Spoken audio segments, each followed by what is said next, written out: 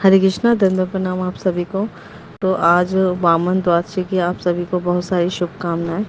तो आज हम विजया द्वादशी भी कहते हैं। आज ही के दिन भगवान वामन देव का प्राकट्य हुआ था और हमारे षट गोस्वामी में सबसे प्रकांड पंडित श्री जीव गोस्वामी जी का भी आज आविर्भाव है। तो बहुत शुभ दिन है आज। तो अष्टम भागवतम के श्रीमद् भागवतम के अष्टम स्कंद में ये विस्तार पूर्वक कथा आती है, कैसे भगवान वामन देव का प्राकट्य हुआ और कैसे उन्होंने बलि महाराज और उनकी सुंदर लीला हुई उनके बीच में।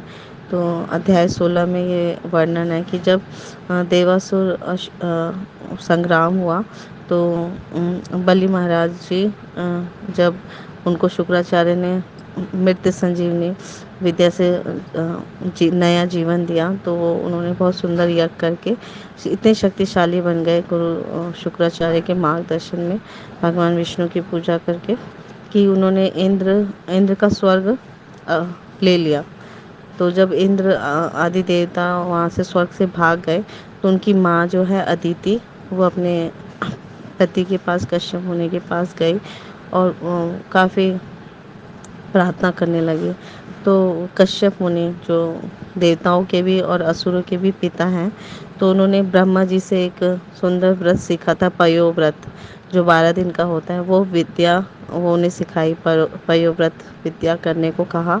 और 12 दिन का दुग्ध आहार किया जाता है और बहुत सुंदर ढंग से भगवान विष्णु की पूजा अर्चना की जाती है। तो बहुत सुंदर अदिति माँ ने वो व्रत किया और इतने अच्छे ढंग से किया कि भगवान भगवान श्री विष्णु उनको साक्षात दर्शन किए। और आज ही के दिन वो पहले उनके समक्ष प्रकट हुए, तो माँ देवी इतनी प्रसन्न हुई कि उनको प्रणाम किया और उनसे बहुत सुंदर सुंदर स्तुति गान किया। तो भगवान विष्णु उनकी स्तुतियों से, उनकी प्रार्थनाओं से प्रसन्न होकर उनके पुत्र रूप बन गए, वामन रूप धर लिया। वामन मतलब होता है बौना। तो उनका जो उद्देश्य था, वो बलि महाराज जी अभी नर्मदा नदी के तट पर एक यज्ञ कर रहे थे, तो उस यज्ञ में जाकर उनसे देवताओं का राज्य वापस लेना था। तो ये उनका लक्ष्य था। तो उन्होंने अदिति माँ को समझाया कि आप चिंता मत कीजिए, आपकी इच्छा मैं पूर्ण करने आया हूँ। तो जब वो सुंदर रूप धारण किया आज वामन जी का, तो बहुत सुंदर वर्णन आता है बहुत डिटेल में 17वें अध्याय में, कि अलग अलग देवता ने उनको अलग अलग चीज़ें उपहार में दी। तो क्योंकि सारे देवताओं का कार्य पूरा करने आए हैं भगवान वामन रूप में, तो सारे देवता इतने प्रसन्न हुए, इतने प्रसन्न हुए कि सबने भगवान को उपहार दिया। तो इसका वर्णन है, सूर्य देव ने उनके कान में गायत्री मंत्र गाया, स्वयं सूर्य भगवान ने। बृहस्पति जी ने उनको यज्ञोपवीत ब्रह्म सूत्रम का उपहार दिया। कश्यप जी ने, जो उनके पिता थे, मेखलम दिया, जैसे बेल्ट कहते हैं। ब्रह्मा जी ने कमंडलू दिया। हाँ, साक्षात सरस्वती माँ ने उन्हें रुद्राक्ष की जपमाला दी। भूमि देवी पृथ्वी माँ ने उन्हें मृग चर्म दिया, जो सन्यासी लोग, बहुत सुंदर, ये पवित्र है मृग चर्म आसन के लिए। इंद्रदेव ने छाता दिया, छत्र दिया। कुबेर जी जो देवताओं के खजांची हैं, उन्होंने भिक्षा पात्र दिया। सप्त ऋषि ने कुश ग्रास दिया। सोम जो चंद्रमा है, उन्हें ब्रह्मदंड दिया, छोटा सा ब्रह्मदंड। और अदिति जी ने, जो उनकी माँ है, वो कोपिन दिया।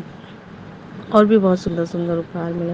और पहली भिक्षा वामन देव को भगवती माँ ने, दुर्गा देवी जो शिव जी की पत्नी है, उन्होंने दी वहीं पर।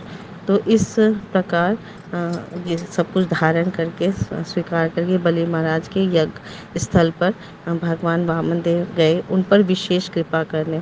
तो बहुत सुंदर शब्दों का वर्णन हुआ है भागवतम में, कि बलि महाराज से युद्ध नहीं करना, उनको उन पर कृपा बरसानी है। तो नर्मदा नदी के तट पर वो यज्ञ कर रहे थे।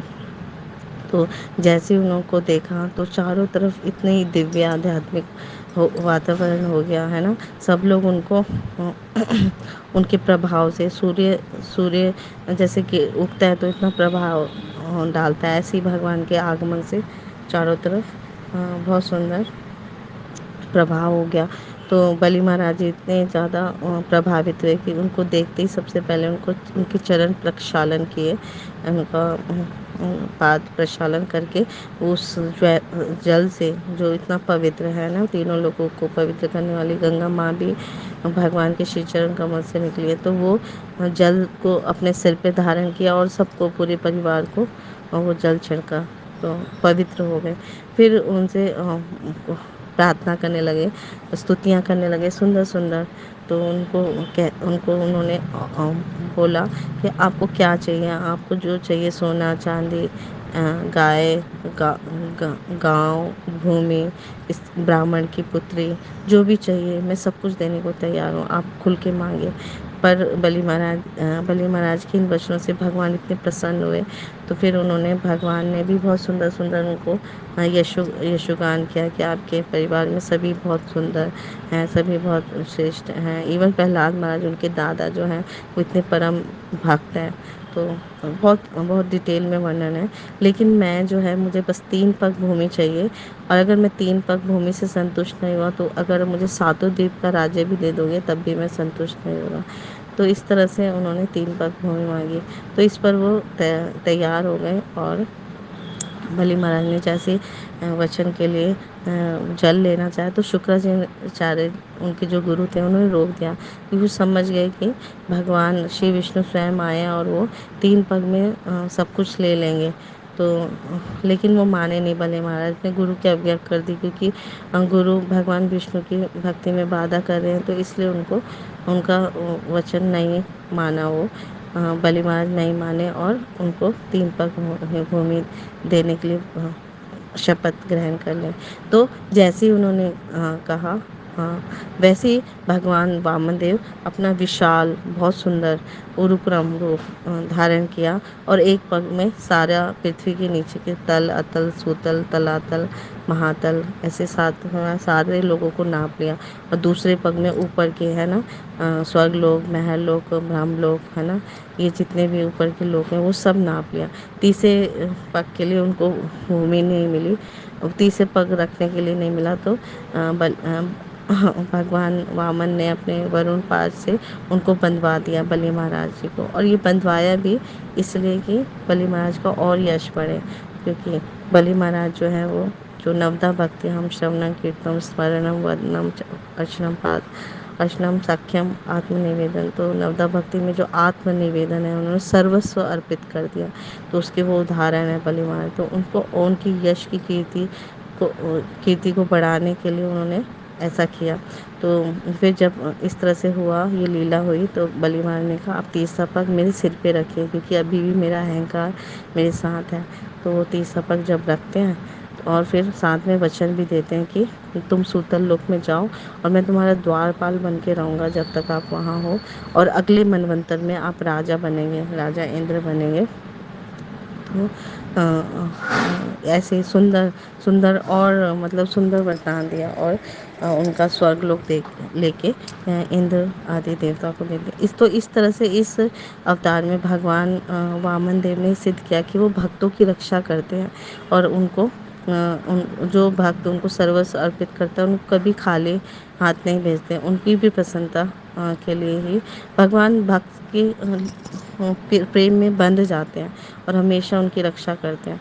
तो हमें भी आज के दिन उनसे प्रार्थना करनी चाहिए कि हमारी भी रक्षा कीजिए, और हमें भी सब कुछ भगवान को सर्वस्व अर्पित कर देना चाहिए, क्योंकि भगवान के अलावा और कौन है जिसे हम अर्पित करें, और पूर्ण रूप से उनके शरणागत हो जाना चाहिए।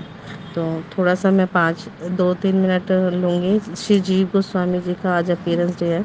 श्री जीव गोस्वामी जो है, षट गोस्वामी में सबसे छोटे गोस्वामी हैं, और इन सभी का योगदान महान है, क्योंकि हम ब्रह्म मध्व गौड़ी संप्रदाय में हैं। तो हमें षट गोस्वामी का सदैव चिंतन, मनन और प्रार्थना करनी चाहिए उनसे। तो जब श्री चैतन्य महाप्रभु वृंदावन में 1515 ईस्वी में गए, आज से 509 साल पहले, तो उन्होंने वृंदावन के दर्शन करके फिर सारे मतलब रूप गोस्वामी, सनातन गोस्वामी ने षट गोस्वामी को आज्ञा दी कि आप सब जाइए और वहाँ प्रचार कीजिए वृंदावन में। तपस्या कीजिए और लुप्त लीला स्थलियाँ हैं जो वहाँ लुप्त हो गई हैं, उनको ढूंढिए और मंदिर बनाइए, है ना, अर्चा विद्या की सेवा पूजा सिखाइए। तो सब गए। तो रूप गोस्वामी सनातन गोस्वामी के भतीजे हैं जीव गोस्वामी, तो वो भी वहाँ पे बाद में गए। लेकिन जब रामकली में श्री चैतन्य महाप्रभु आए थे तो बहुत छोटे थे वो जीव गोस्वामी। उनके भतीजे हैं ना रूप गोस्वामी के, तो 4-5 साल के थे। तो वहाँ भी उनको श्री चैतन्य महाप्रभु का प्रचुर मात्रा में आशीर्वाद मिला।